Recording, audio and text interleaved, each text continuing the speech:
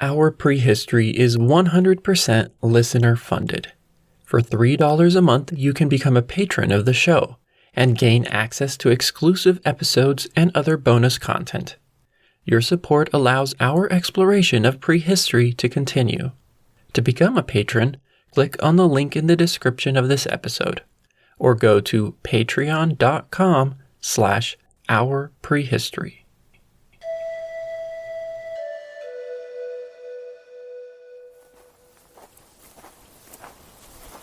A man trekked over rolling hills next to a wide river valley, covered by a mosaic of white snow, pale yellow shrubs, and green spruce trees.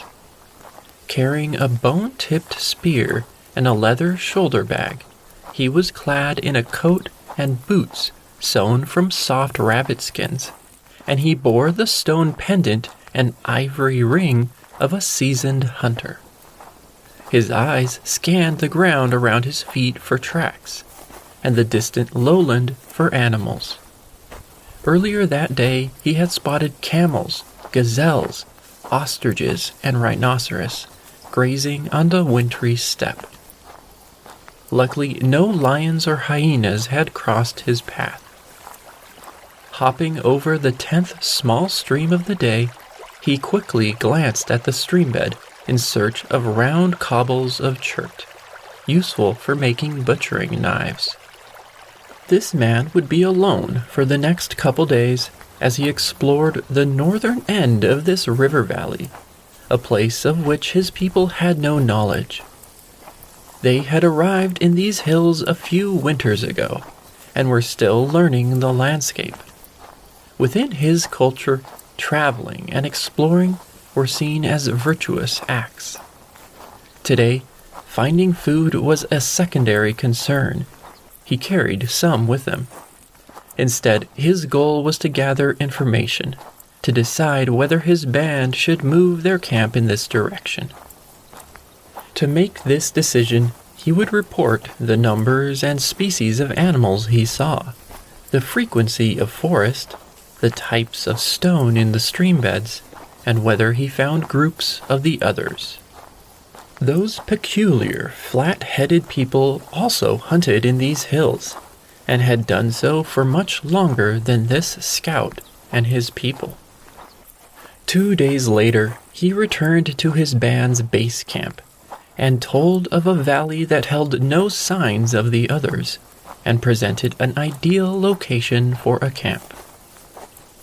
This man lived on the steppe of southern Siberia 45,000 years ago, and belonged to the initial Upper Paleolithic, a remarkably innovative and widespread culture that coincided with the arrival of Homo sapiens.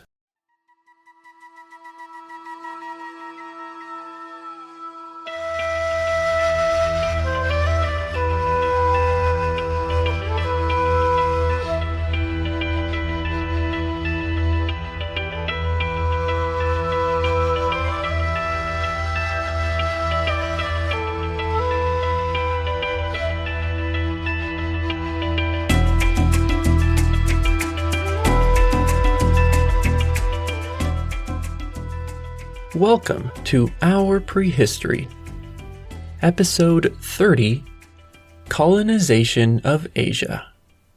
The first Homo sapiens to arrive in Europe and Sahul represent two geographic extremes of human dispersal out from Africa. In between those endpoints, other branches of human migration led to the colonization of Asia. This process established a variety of cultural and genetic lineages. Regional variation quickly emerged as the Asian population of our species expanded, and this diversity would shape tens of thousands of years of prehistory. Today, we will begin our exploration of this variation, from the origin of Asian culture created by Homo sapiens around 50,000 years ago to the end of the last ice age around 12,000 years ago. To make sense of the complexity of Pleistocene Asia, we will divide the continent into 4 regions that shared cultural elements: the Northeast, the Southeast, the Indian subcontinent, and the Southwest and center of Asia. Back in episodes 9 and 10, I described the current state of knowledge on the arrival of our species to Eurasia. I will try to avoid repeating information from those episodes and mostly jump to what happened after our species arrived. However, I think a quick recap on the topic of Homo sapiens dispersal in Asia will be helpful before beginning. It's possible that our species moved into the Indian subcontinent and East Asia before 60,000 years ago, but there's still doubt surrounding the human fossils supporting claims for that early dispersal. Much more apparent is the genetic and archaeological evidence for a major colonization of Asia between 60,000 and 40,000 years ago. The people who moved across the continent at that time were the ancestors of modern Asians. As they spread, they encountered other hominin species, specifically Neanderthals and Denisovans, and occasionally interbred with them. But soon after the arrival of Homo sapiens, those intelligent evolutionary relatives of ours went extinct. The timing and routes of the colonization of Asia are not known in detail, but two major branches of dispersal can be distinguished. One segment of the early Asian population traveled north of the Himalayan mountains from the west, venturing into colder climates and arriving in southern Siberia. Other groups of foragers followed a path through warmer climates south of that impenetrable mountain range, passing through India and arriving in the tropical forests of Southeast Asia. Here, this southern branch split again. Some went southward into the Southeast Asian peninsula, and after many generations, reached the Wallaceian Islands and crossed to Sahul. Others went northward from Vietnam and colonized what is today China, Korea, and Japan. Importantly, northern China, Mongolia, and far eastern Siberia became a key region during the early history of our species, because here the two main Asian branches met each other for the first time since their ancestors had separated on the western end of the Himalayas, thousands of years earlier. The separation of Asians on either side of the Himalayas left its mark on both the culture and DNA of prehistoric individuals. The people who took the northern route gave rise to a population that geneticists have named Ancient Siberians, or Ancient North Eurasians. This genetic lineage was found in people living in Siberia and Mongolia more than 30,000 years ago. Interestingly, ancient Siberians were more closely related to Aurignacian and Gravettian people in Europe than to ancient East Asians, whose ancestors had taken the southern route. This key piece of genetic information allows us to begin to reconstruct the early movements of our species in Eurasia. We can now order two key events in time. First came the separation between East and West Eurasians. This took place when some groups started dispersing along the southern route across Asia, while others remained in the southwest of the continent. Only after this did the ancestors of Aurignacians and ancient Siberians undertake subsequent dispersals that led to their separation.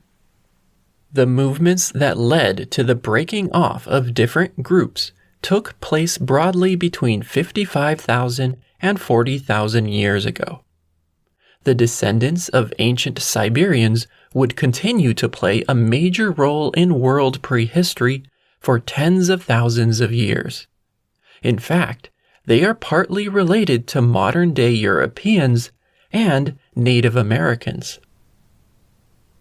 The southern branch of human dispersal in Asia led to the creation of a separate genetic line, one that itself quickly split into many others. Among these are various lineages of ancient South, Southeast, and East Asians, which experts are only beginning to reconstruct as ancient DNA slowly becomes more available. The first groups of Homo sapiens to arrive in northern China, Mongolia, Korea, Japan, and Far East Russia have been called Ancient East Asians. It's here in Northeast Asia that ancient Siberians and ancient East Asians encountered each other and eventually mixed. People from these two lineages were mating with each other by 34,000 years ago, because prehistoric DNA from a person living in eastern Mongolia at that time had inherited 3/4 of their genetic code from ancient Siberians and 1/4 from ancient East Asians. Fascinatingly, archaeological data from this period matches the genetic pattern quite clearly. The forager bands who followed the northern route adopted a much different set of stone tools than those who arrived in East Asia via the southern route.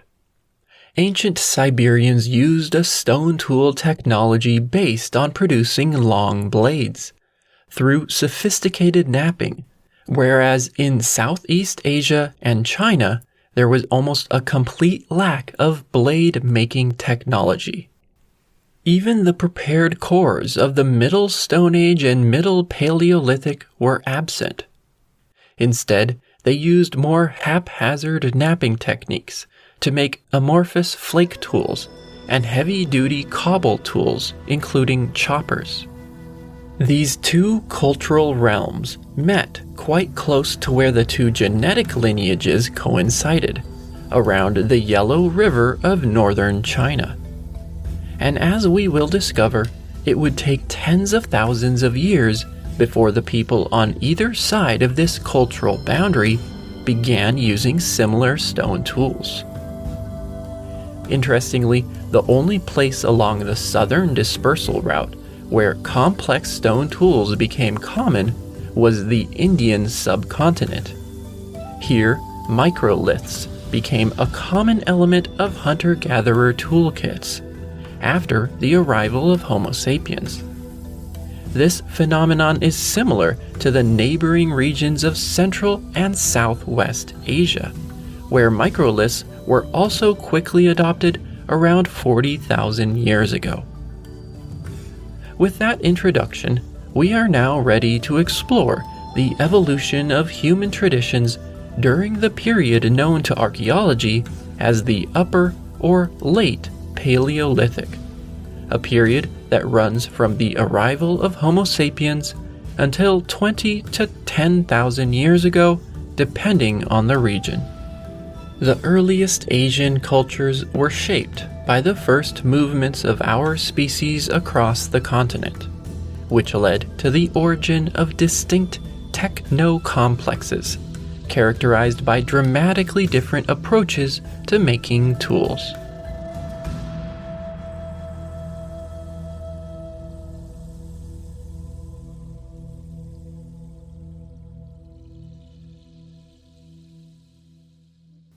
Today, we will follow the branch of human dispersal that reached north of the Himalayas, and over the course of the next few episodes, learn about the Upper Paleolithic of Northeast Asia, including Siberian Russia, Mongolia, northern China, Korea, and Japan. As with most of Eurasia, the date when Homo sapiens arrived in northern Asia is hazy. We have a few clues.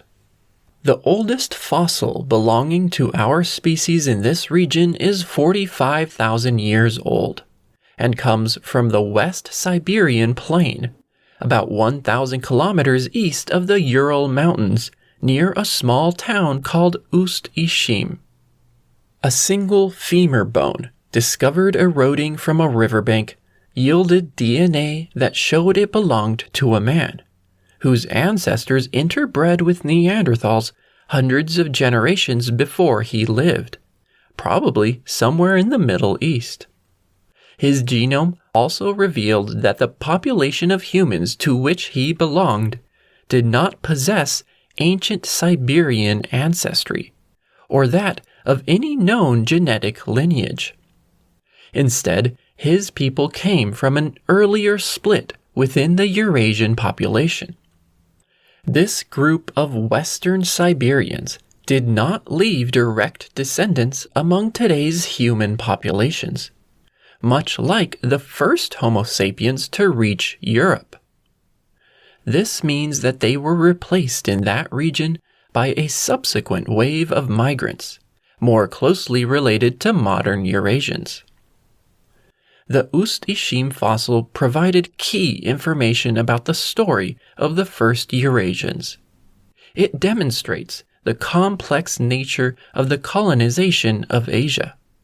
Multiple waves of Homo sapiens departed northward from somewhere in southwestern Asia and arrived in Eurasia's temperate latitudes at different times. Some groups were more successful at establishing societies that persisted than others.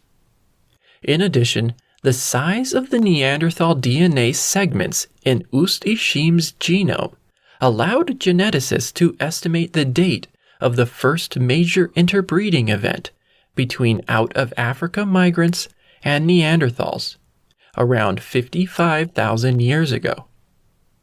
Unfortunately, human fossils in Siberia from this period are rare. The next oldest after Ust'-Ishim dates to 31,000 years ago, making tracking the spread of our species with fossils difficult. So archaeologists resort to other types of evidence. One of these is human DNA extracted directly from soil covering prehistoric campsites.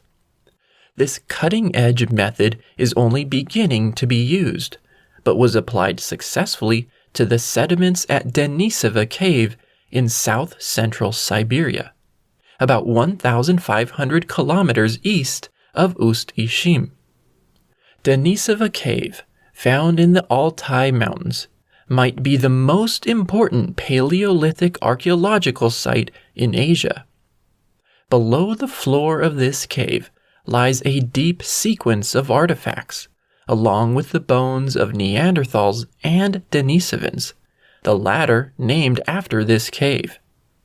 A recent study concluded that both Denisovans and Neanderthals used this natural shelter up until 50,000 years ago, based on the presence of DNA from those hominins in the deeper layers of soil.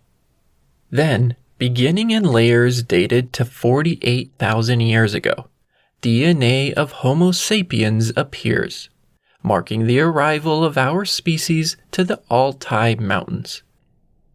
Ust'-Ishim and Denisova are the only two concrete data points proving the presence of Homo sapiens in Siberia before 45,000 years ago. To further uncover the movement of people along the northern dispersal route across Asia, prehistorians have turned to the archaeological record, paying special attention to how human-made artifacts changed around this period. In doing so, they identified a culture that appeared in Kazakhstan, southern Russia, and Mongolia between 50,000 and 45,000 years ago. It has been named the initial Upper Paleolithic, and as you might guess, the makers of this culture utilize the three types of artifacts that define the Upper Paleolithic: stone blades, bone tools, and personal ornaments. Some archaeologists view the initial Upper Paleolithic as a wholesale, sudden change in stone tool technology, compared to that of the preceding Middle Paleolithic, which was used by Neanderthals and Denisovans in the region before 50,000 years ago. Therefore, these experts argue that the emergence of the initial Upper Paleolithic might represent the spread of Homo sapiens in northern Asia. However, I should be clear that the association of this culture with our species is currently only a hypothesis. As of yet, no human fossils of any species have been found alongside the remains of this culture. Furthermore, most archaeologists acknowledge that there are similarities between the stone tools of the initial Upper Paleolithic and those of the preceding Middle Paleolithic of the Altai Mountains, raising the possibility that the younger culture evolved directly from the older one, and that Neanderthals or Denisovans may have played a role in the origin of this new culture. Interestingly, this transformation resembles contemporaneous events in Western Eurasia. In fact, you may remember a culture in Europe also called the initial Upper Paleolithic. The repeated use of this name is an intentional choice by archaeologists, who have noticed fascinating parallels between the Levant, Eastern Europe, and Northern Asia between 50,000 and 40,000 years ago, when the package of blades, bone tools, and ornaments appeared in those regions, marking a historic shift in human behavior.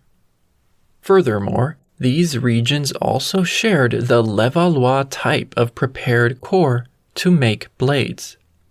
This knapping method uses raw material less efficiently than later prismatic cores would, and so Levallois blade technology is viewed as a transitional step between prehistoric periods.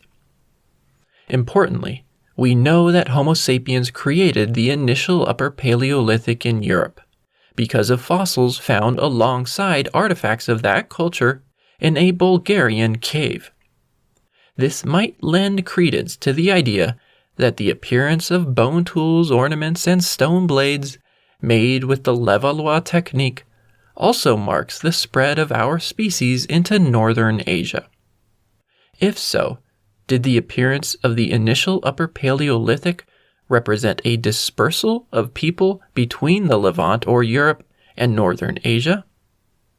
Many prehistorians view with skepticism the idea that the initial Upper Paleolithic was carried across such long distances, whereas it's plausible that migrants from the Levant could have brought those customs to Europe.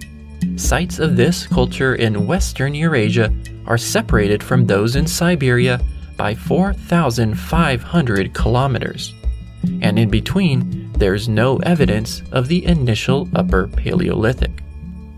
If early Eurasians, using blades, bone tools, and ornaments, had migrated from the west into northern Asia, we would expect to find those types of artifacts somewhere in Central Asia or the western half of the Eurasian steppe.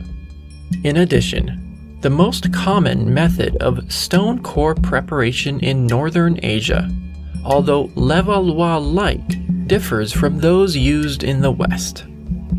So given the current evidence, the most common theory is that the initial Upper Paleolithic of northern Asia emerged independently among some of the earliest Homo sapiens colonists of this region. This may be another case of similar technologies evolving in distant regions of the world, in this case within different groups of Homo sapiens that were arriving around the same time to different parts of the cold mammoth steppe of Eurasia. The initial Upper Paleolithic spread quickly in northern Asia, most likely due to the movement of bands of prolific hunter-gatherers.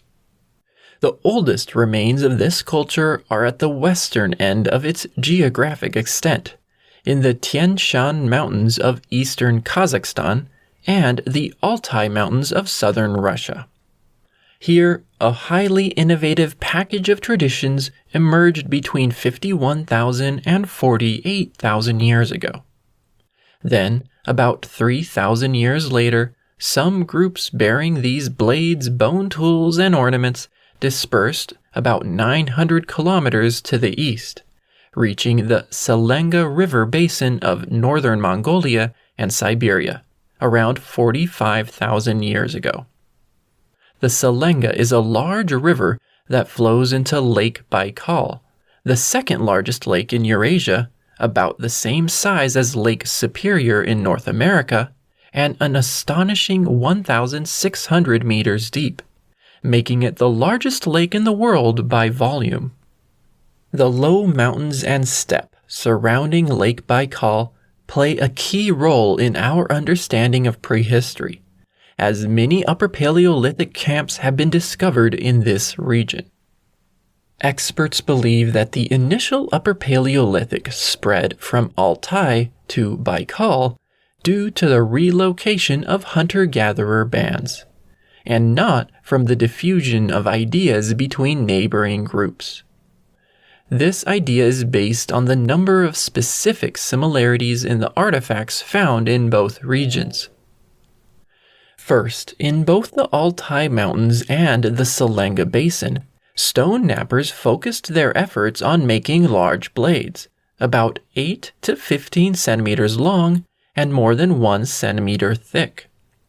Some of these were used as tools, but others served as cores themselves.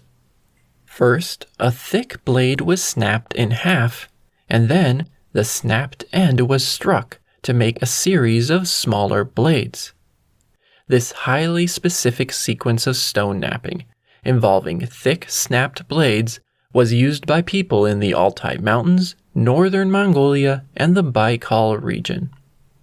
The importance of this technology to their way of life can be seen in the location of their camps, most of which were placed within 5 kilometers of sources of high-quality, fine-grained stone, facilitating the production of blades. Other specific types of stone tools occurred across this region. From Altai to Baikal, foragers used large blades to make end scrapers and knives, some with unique modifications made through retouching. One of these was a pointed blade with an asymmetric or oblique point. Smaller blades also became a distinct type of point, with one blunted or backed edge, likely for insertion lengthwise into a tool or weapon. Finally, another common artifact of the initial Upper Paleolithic was a heavy-duty oval-shaped stone with sharpened edges, which may have served to butcher large animal carcasses. The number of identifiable stone tool types and knapping methods supports the idea that the initial Upper Paleolithic was a widespread culture, in the true sense of that word, unified by a similar way of doing things. These shared customs extended beyond stone tools. We also see them in the use of bone and ivory to create spear points, awls, smoothers, and eyed needles, an organic toolkit that was unknown during the preceding Middle Paleolithic. Needles found at Denisova Cave may be the oldest known in the world. The invention of sewing implements to make fitted clothing was crucial to the success of people during the harsh winters of Ice Age Siberia. Furthermore, across the geographic range of the initial Upper Paleolithic, a wide array of beads and pendants were carved from bone, ivory, animal teeth, and stone. The presence of a rich array of symbolic items marks a sharp break in the archaeological record. Many of these were relatively generic, not revealing much specific cultural information. However, 2 types of ornaments discovered in the Altai Mountains and Selenga River Basin are exceptions. One was a short, tubular bead made from small bones and engraved with multiple lines around their circumference. The others were flat, circular beads made from the shell of ostrich eggs, an animal which at the time lived on the dry steppe of Asia. The vast spread of this specific package of initial Upper Paleolithic traditions suggests that the foragers of this culture had developed a highly successful way of life, which they maintained through norms that reinforced those practices over the course of thousands of years. Social relationships were growing in strength and complexity. One factor that aided the long-distance migration of these people was their adaptation to a specific type of geography and ecology. Based on the location of initial Upper Paleolithic sites, it seems that they often preferred to hunt, gather, and make camp on the foothills of mountain ranges, where the wide-open mammoth steppe met patches of evergreen trees. They sought out the boundary between forest and steppe to access diverse resources, especially wood for fire, and the large animals they hunted. At the time, this environment stretched over many foothills and low mountains of southern Siberia and Mongolia, which became the core area of this culture. Access to the open steppe was important because these people depended on horses, mountain goats, Argali sheep, gazelle, and yak found in that habitat during the Ice Age. Less frequently, they would take on more ambitious hunts for bison, woolly rhinoceros, and mammoth. Their lifeway resembled that of Aurignacians and Gravettians. They even made spears tipped with antler, ivory, and bone, like their European counterparts. In addition to the regional geography, climate change may have also contributed to the spread of the initial Upper Paleolithic. Between 47,000 and 45,000 years ago, Greenland ice cores indicate a relatively warm and wet period in the northern hemisphere. This warm phase also appears in pollen records from Lake Baikal, which show that spruce forest expanded beginning 48,000 years ago, due to rising humidity. Therefore, an increase in animal and plant resources may have improved conditions for long-distance travel and population expansion among hunter-gatherer bands. This climatic improvement is the same one that coincided with the movement of Homo sapiens into Eastern Europe during the initial Upper Paleolithic of that region. The migration corridor between the Altai Mountains and the Selenga Basin lies north of the Gobi Desert, a drier environment than the Eurasian steppe. This arid zone acted as a natural barrier to the further spread of the initial Upper Paleolithic, and mostly prevented movement of this culture into China. However, this barrier was not impermeable, and around 3,000 years after the initial expansion into the Selenga Basin, people bearing the blades of this culture moved several hundred kilometers southward, into the heart of the Gobi of southern Mongolia, probably by following a series of small lake oases that once dotted that harsh landscape. Amazingly, at least one group exited the southern end of this desert and reached the Yellow River of northern China by 41,000 years ago, where a single archaeological site bears the clear remains of initial Upper Paleolithic stone tools, including large blades. This ancient camp, called Shuidonggo, is an anomaly in China. Its focus on blades differs notably from neighboring sites in the Yellow River Basin, which only produce flake tools.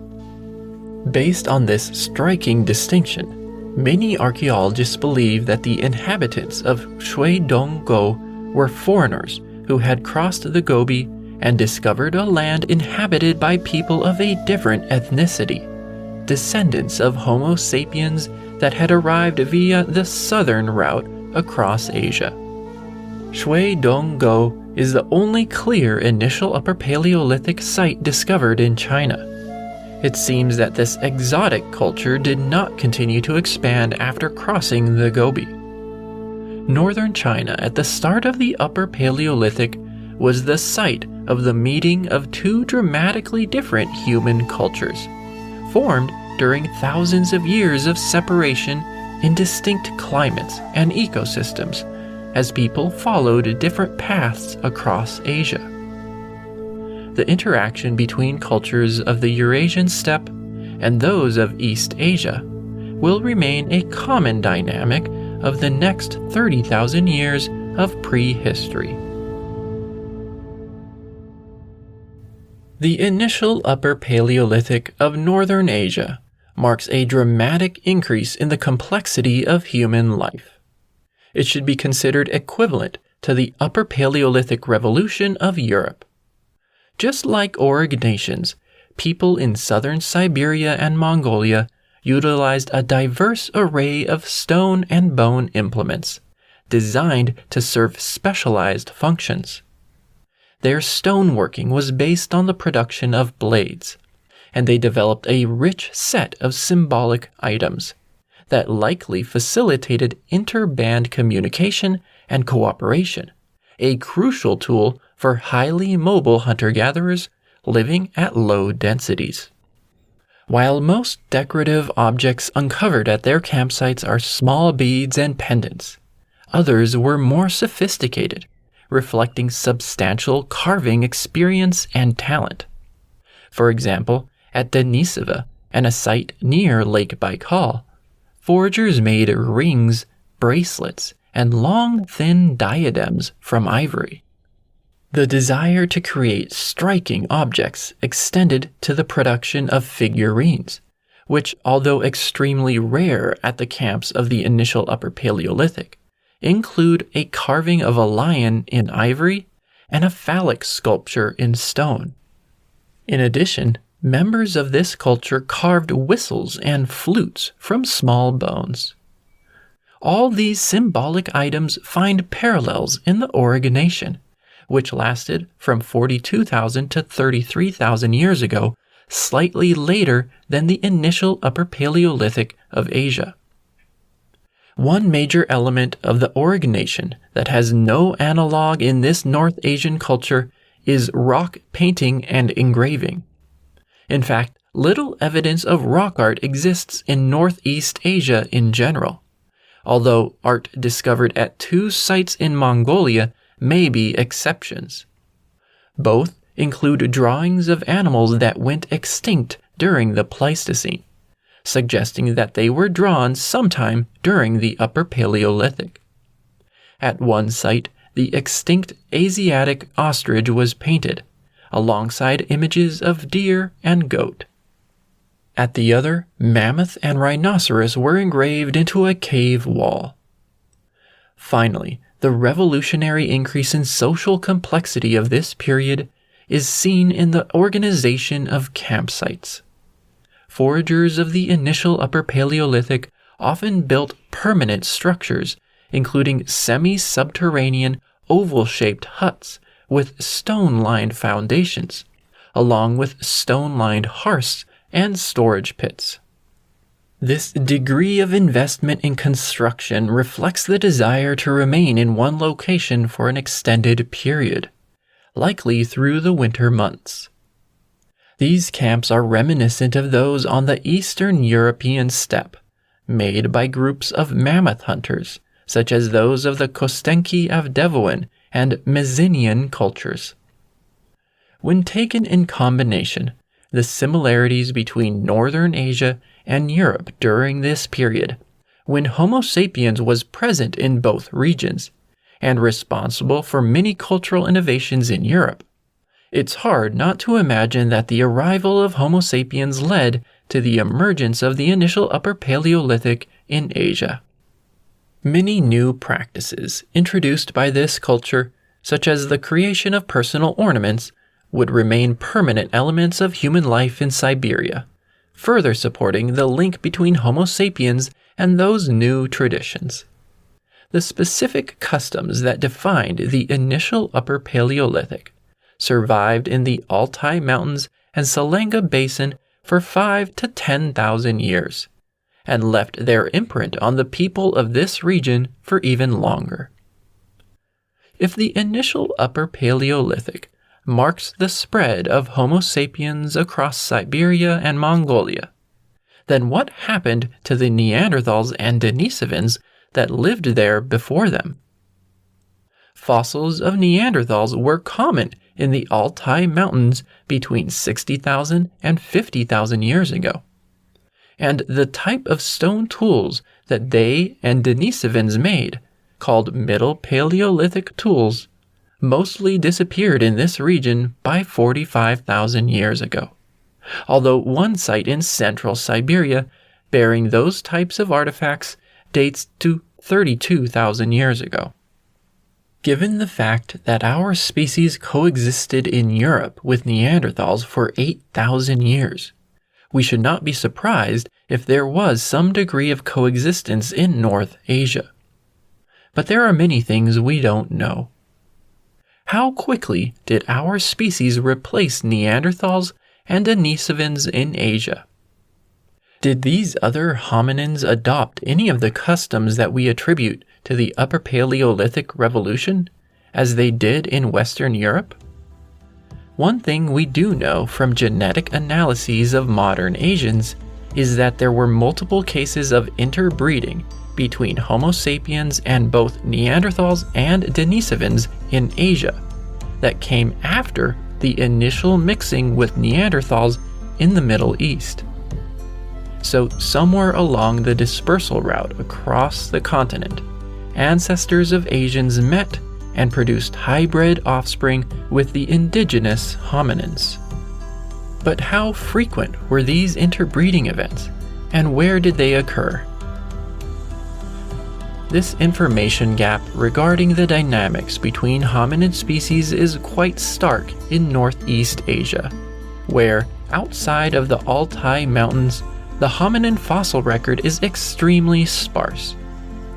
But as we continue to explore the arrival of Homo sapiens in other parts of Asia, it's important to remember that these foragers, the ancestors of modern Asians, were often moving into territories inhabited by other hominins, and may have been in part responsible for the extinction of those species. In our next episode, we will learn about the groups of Homo sapiens that colonized Northeast Asia from the south, and learn about the variety of unique traditions that emerged upon their arrival. If you've enjoyed this episode, please consider becoming a patron of the show. Your support will allow me to continue bringing you our prehistory.